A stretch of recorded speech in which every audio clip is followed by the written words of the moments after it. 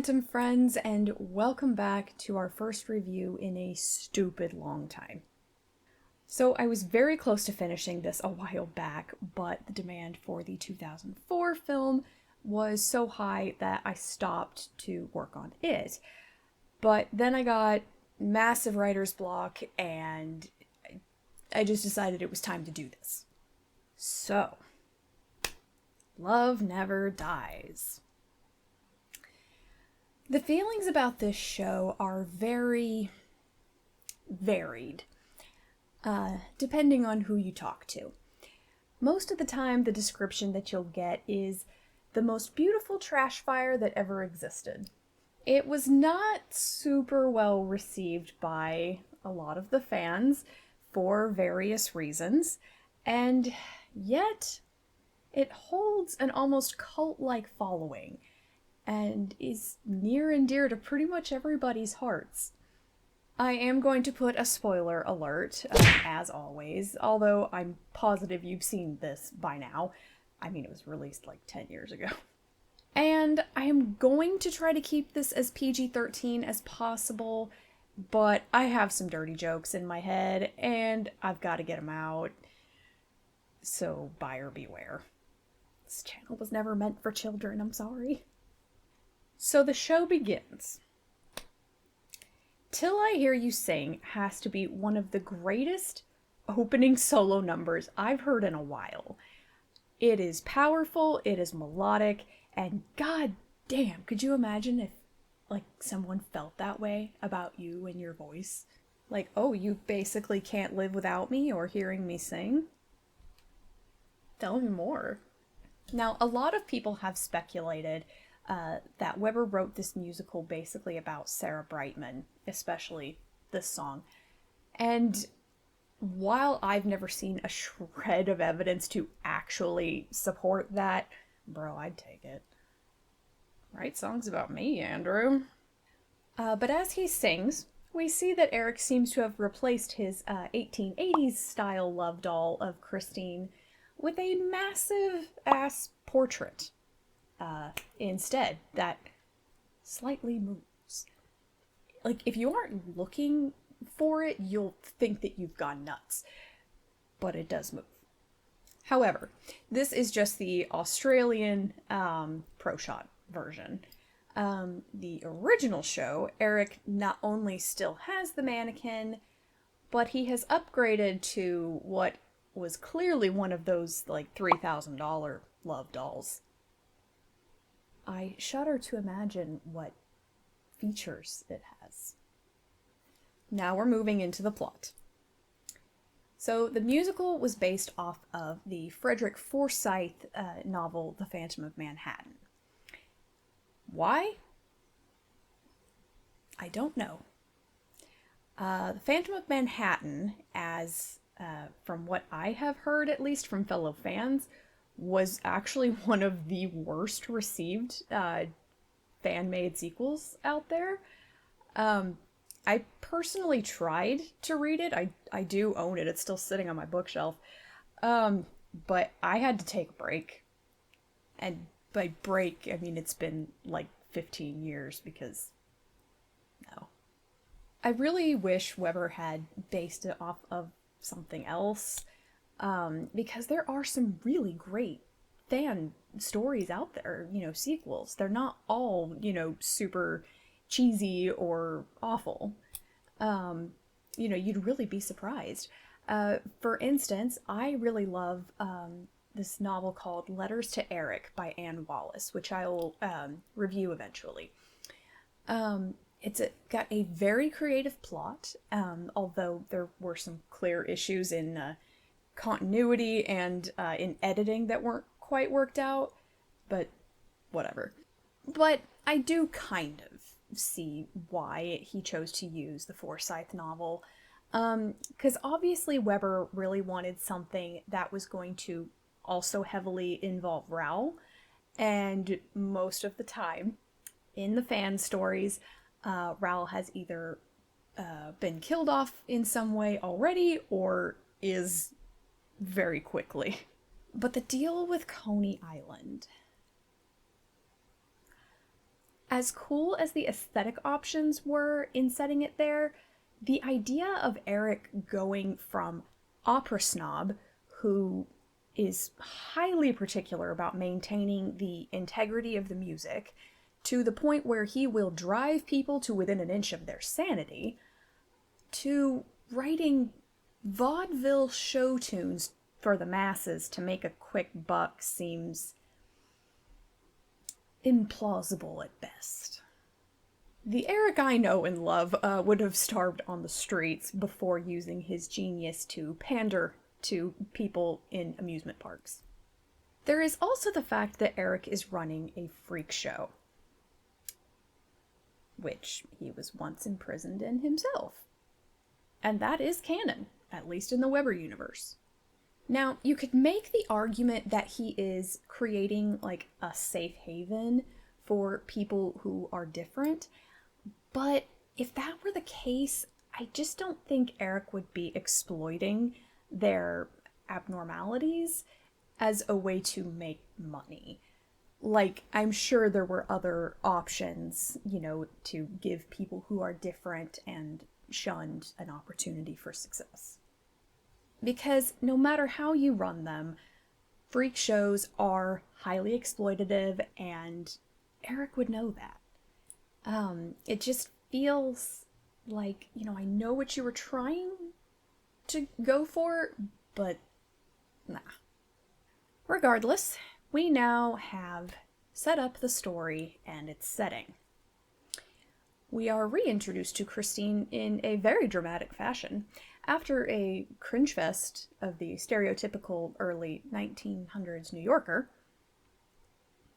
By the way, if you haven't noticed, Anna Oberyn is like the most beautiful human being that ever lived. But all of this is followed by a ton of jabs at Raoul about how Christine is paying off his gambling debts. Because please give me one fanfiction where Raoul didn't end up a drunk, abusive, or a gambling addict. I'll wait. He seems to be all three in this, but, we still saw that coming a mile away. We are also, of course, introduced to Gustav, Christine's son. And I only say Christine because we have another plot point that we figured out, or at least I did, pretty much as soon as you find out that Christine has a child in the plot summary. I'll just go ahead and say it now, because you already know. That ain't Raoul's kid. Which is the most wonderfully fan-servicey thing they could have possibly done with this plot, and it's just weird poetry. I'm sorry, I love it. So they are now at the hotel, and we now know that Christine is there in New York to sing in some production that I assume is the same Hammerstein as in, like, Rodgers and Hammerstein. So Christine does musical theater now? And here is where you find out just how big of an asshole Raoul really is.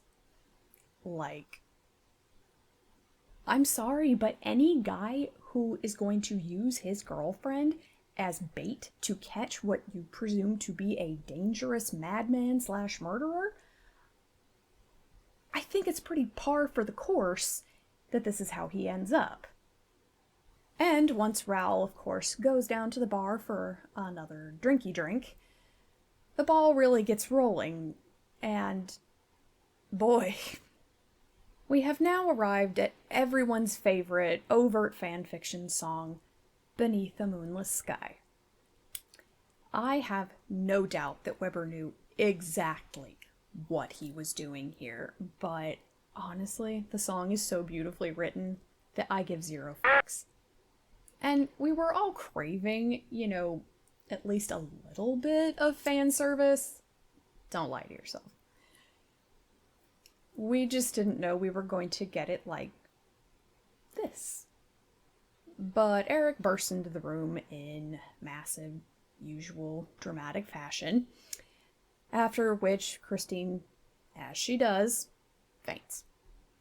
while it is highly sexual and it is very fan servicey, I don't think it is super out of place to exist within the musical itself.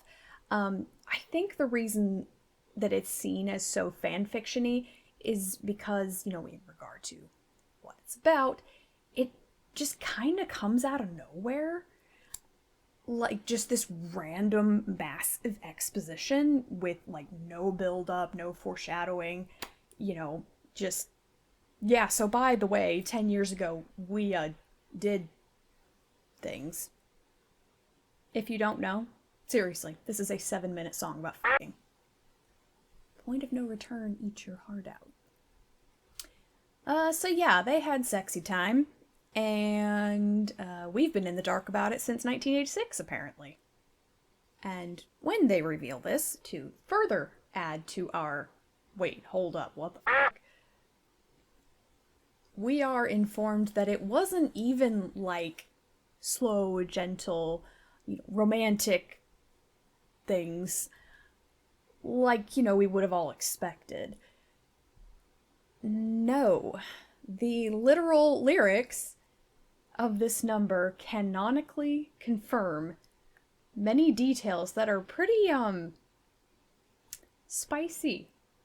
When the Pro Shot was shown back in, like, movie theaters in 2012, I literally almost choked on my popcorn. Because I was sat there and told by Weber that the following things are canon in his Phantom universe. And I will put the lyrics that support both versions. 1. Them being alone together makes them feel some kind of way. Weber described it as poetically as possible, but there's a word for that, and you go to a special kind of internet jail for it. 2. This escalated quite quickly. They jump from, like, just kind of barely touching to, like, aggressively making out, and then activities. 3. There is no gentle way to put this, so I'm just gonna say it. Christine literally begged him to fuck her. What in the grocery store erotica? And judging by the desperation in Anna's voice and the subsequent lyrics, it sounds like, along with everything else, it was quite an aggressive request. 4. There was some level of dirty talk. Whatever dirty talk was in 1881. I say I'm going to remove thy bloomers, you little wench. I have also been informed that in the German version, the translation actually comes back to, we did things in the dark we never dared to do.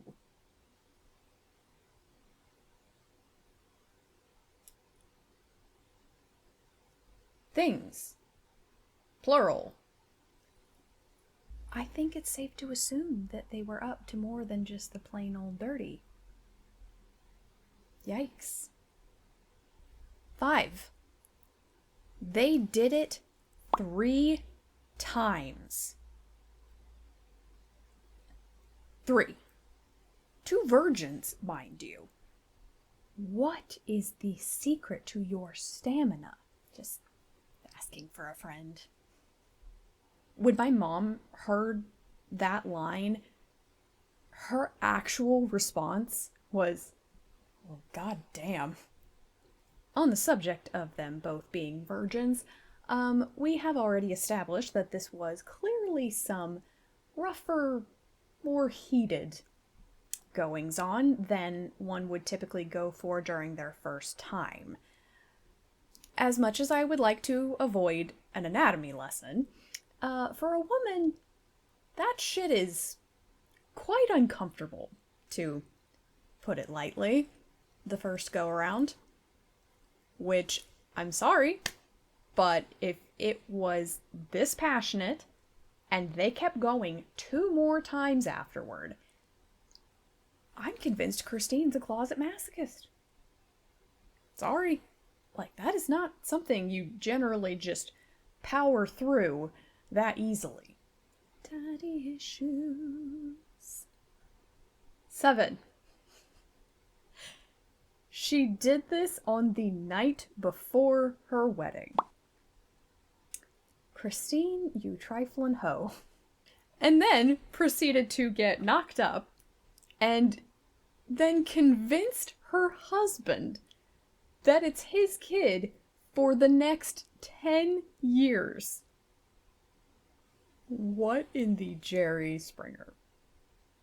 And finally, coming in at number 8, our main man, Eric, here, after spending all this time pining for her with the "I love you when I would die for you," pulls a fucking certain Oklahoma gas station chain. If you know, you know. But, he had his fun and bailed. No goodbye, no note, no explanation. And then he gives the excuse, "I had to, we both knew why." Like he's all, "Oh, no, I can't mess up your life." Dude, you two clearly love each other. And when you love someone, you make it work. You don't just F off into the night and then pretend like you were doing them a favor. So Christine was probably thinking for 10 literal years that Eric didn't ever actually care about her at all. That basically he got what he really wanted, and Eric makes some real dick moves in this show. There is so much to unpack with this song, but damn it, I'd be lying if I said it wasn't one of my favorites. It's beautiful and it makes me giggle. Sue me. I also love that we get to see Christine's backbone in this. Like, she's pissed off, and rightfully so. Should have slapped the shit out of him, especially when he comes at her with, "And now?"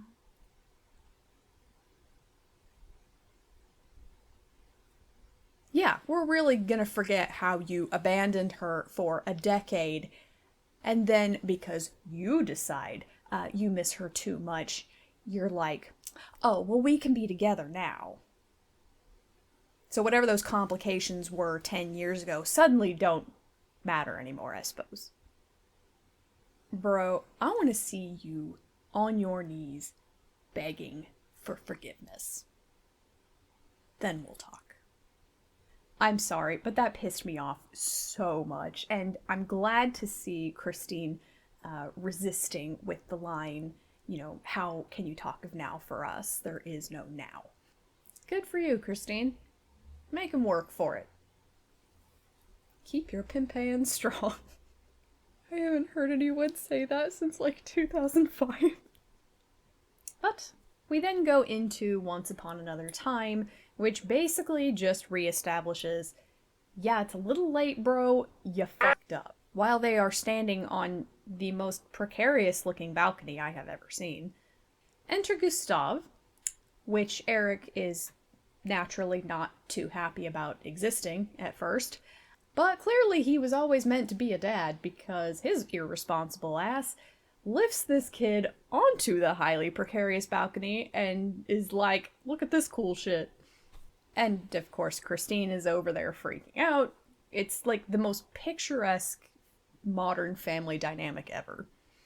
So Gustav leaves, and now it's time for Eric and Christine to have a little conversation about him.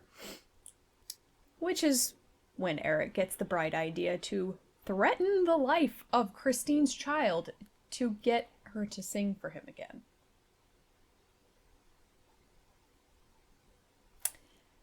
Eric, at the end of the last musical, you were letting her go because you loved her so much and wanted her to have a normal life, which is the life she's currently living, for the most part. The reason why we love you.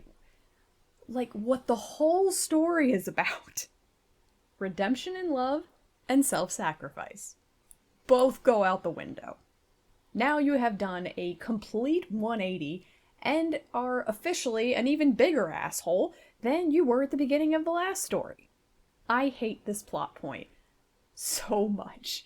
Like, it should have just been another, like, internal struggle where Christine knows she wants to be with Eric, but is tied to a life with Raoul, and she's just too afraid to leave. There. Fixed it. Now it's even more fanfiction-y for your viewing pleasure. And you don't suddenly hate both Raoul and Eric. Like, who are we supposed to be rooting for here? Look, I'm a mother.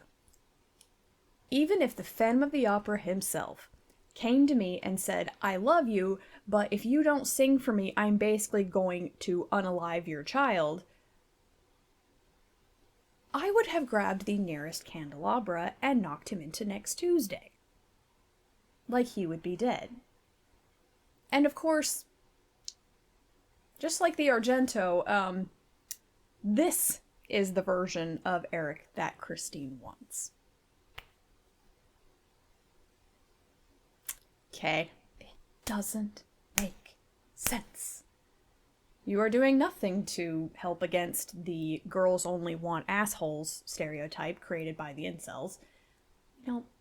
Let's do better.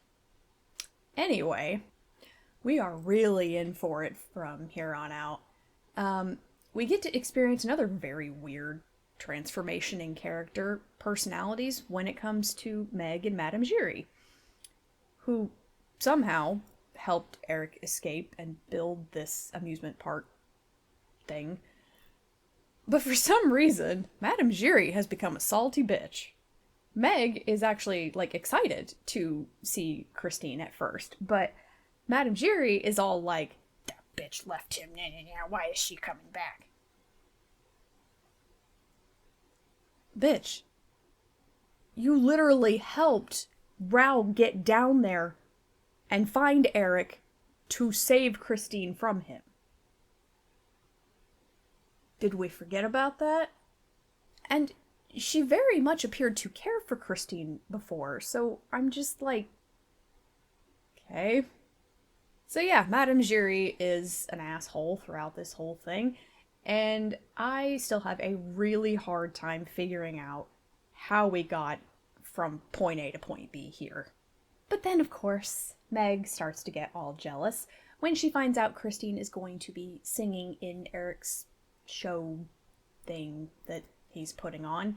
So she, Madame Giry, Christine, and Raoul all sing this super passive-aggressive frenemies song, and Raoul finds out from Madame Giry that Christine has accepted the contract from Eric, who he did not know was still alive, in the most hilarious way possible.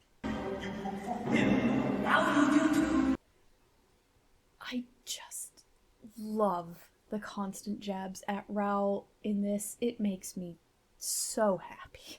But let's circle back because I mentioned Eric's show. So this little thing he does on Coney Island features Meg as the main star and the Ooh La La girls. The whole thing is basically a striptease. And it is the campiest, most non-phantomy music you will ever hear in your life. And as someone who hates campy musicals, I cannot watch these scenes. I can't. I literally skip them. I feel bad for it, but I just can't. Because I'm sitting here, like, imagining Eric writing this. Bathing Beauty on the beach. Bathing Beauty, what a peach. This is the man who spent his entire life writing an opera that was supposed to be, incredible, very ahead of its time. Again, the Eric I know would have unalived himself before putting his name on this shit. Like, he mentions that he hates it or whatever at the beginning, but just clearly not enough. I guess this was like Weber's way of showing just how fucking insane Eric went after losing Christine or something. That's all I've got in the way of logic. And the whole time, Meg thinks that she is just killing it, in winning Eric over with this. Now, I don't know about the book, but in the show, they made it very, ambiguous as to whether or not Meg had, fallen in love with him, or if she's just tired of being underappreciated. I don't know. But Meg is a crazy bitch in this too, which, don't worry, we'll get to. Skipping ahead, let's talk about the beauty underneath. Another banger of a song that I think is slightly a nod to how Weber originally wanted to write the original musical as a rock opera. Basically, Eric has run off with Gustav for what I can only imagine is for shady purposes, and they share this awesome duet basically about liking weird shit. The weird and wonderful, but I like my description better. And before this has even started, the gears are finally starting to turn in Eric's head a little bit, and he's like, kid's a musical genius, likes weird stuff, is 10 years old. And by the end of the song, he decides that because the kid likes weird stuff, that he can just yank off his mask, surprise! I don't really know what Eric's purpose was in immediately revealing his face to a kid he doesn't know, but I don't know. And of course, Gustav is caught completely off guard, as any small child would be, and freaks the fuck out and runs off. Enter Christine, who now has to deliver the big news. Yep, your little Oklahoma gas station move 10 years ago had some consequences. This video stopped being PG-13 a long time ago, fuck it. And yes, that is completely unironically the actual name of that gas station, by the way. So yeah, now Eric is sad, and he says that she doesn't have to sing anymore. But Christine's like, nah, it's cool, I'm gonna do it anyway. But obviously we still can't be together. Now here's where Madame Giry really goes off the rails.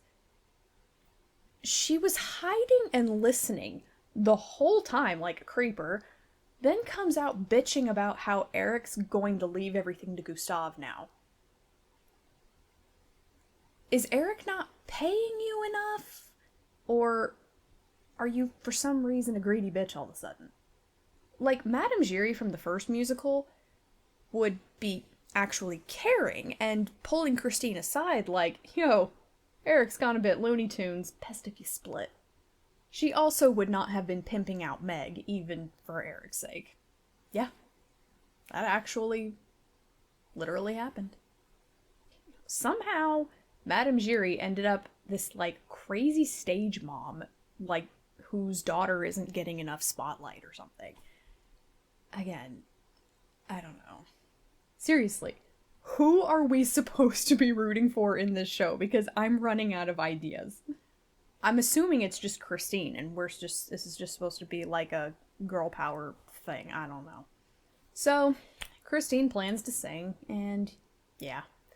Then Eric, who just told her that she and Gustav can go, suddenly has another bipolar episode, or something, and flips the switch again. Raoul is sitting at the bar, again, singing his little pity me, why does she love me song. Look, we don't know either, man. Now Madame Giry decides that she's going to go to Raoul and tell them that they need to GTFO. And, of course, Raoul's all like, well, I'm not afraid of him. Lol.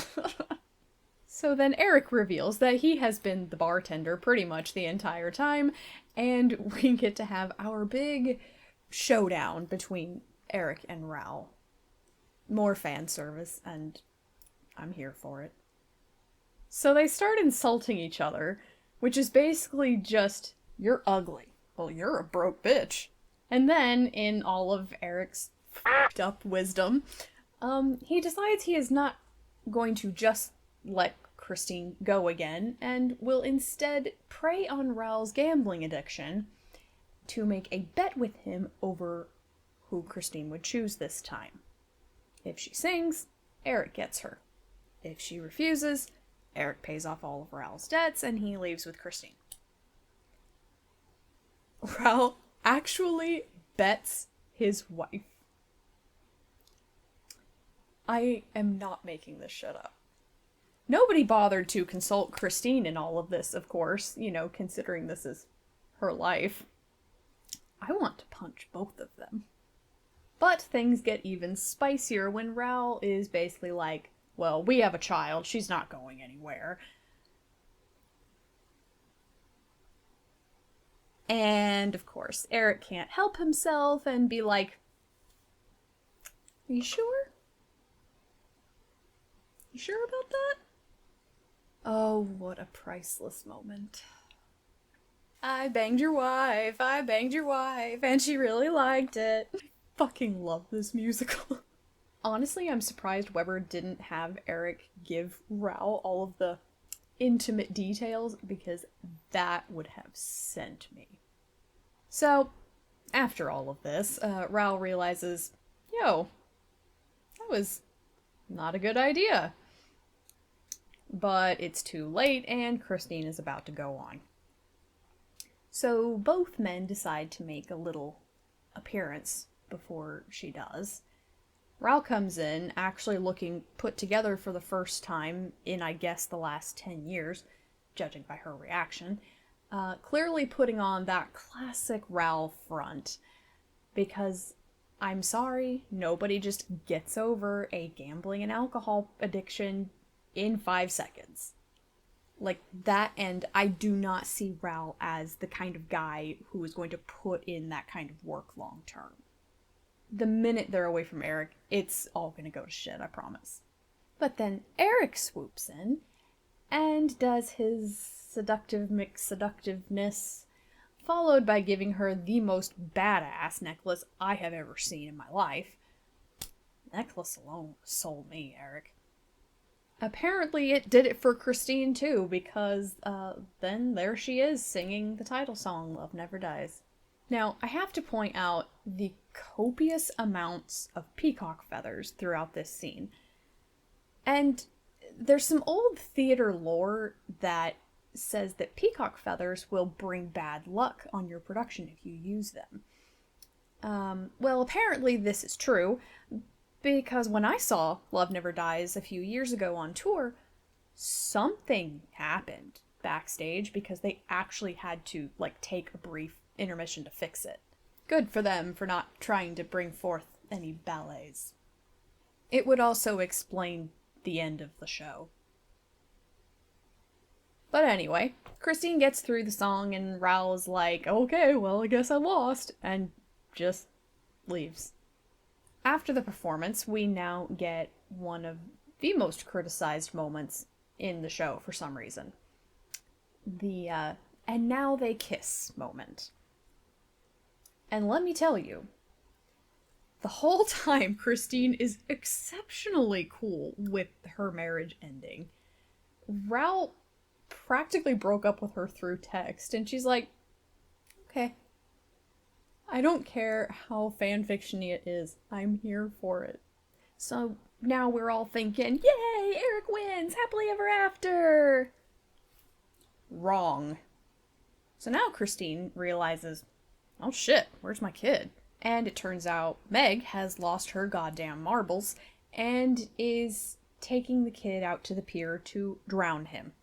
Or at least she makes everyone think that, because it's really to draw everyone to her so that she can off herself in front of them.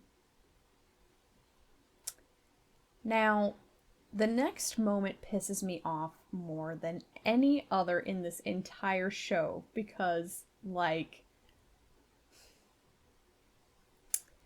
Eric is sitting here looking at a woman with a gun to her head because she is so jealous of Christine, which she states, literally states.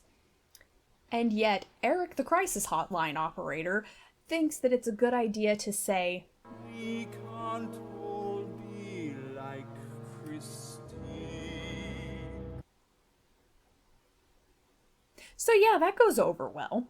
And now we have one of two outcomes, depending on which show you saw. In the Pro Shot version with Ben and Anna, Eric basically tries to wrestle the gun away from Meg, but it accidentally goes off and shoots Christine instead.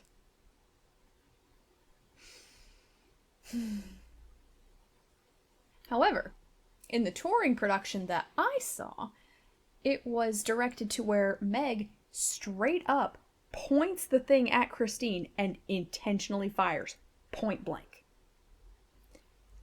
This was your best friend. It ain't her fault Eric's being an asshat. As someone who did not read the Forsyth novel ahead of time, I can say this is the one thing that I did not see coming. Big spoiler, she croaks. And Eric's reaction, it looked like satire. Like, honestly, at least in the Pro Shot. Just... no.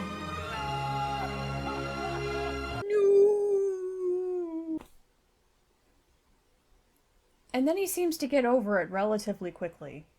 As does Gustav, who seems to be more freaked out to find out that Eric is his dad than the fact that his mother just got shot and is dying.